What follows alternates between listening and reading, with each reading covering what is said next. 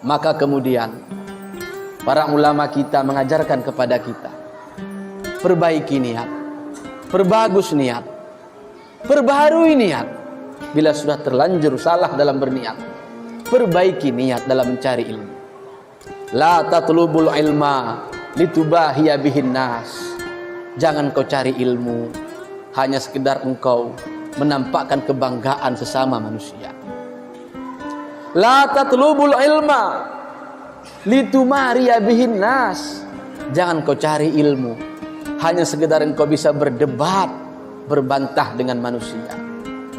Dan jangan kau cari ilmu litusrifa bihi wajhan nas, supaya engkau memalingkan perhatian orang kepadamu. Hadirin, ilmu yang bersih adalah ilmu yang dengan ilmu itu kita bisa melihat kekurangan diri kita.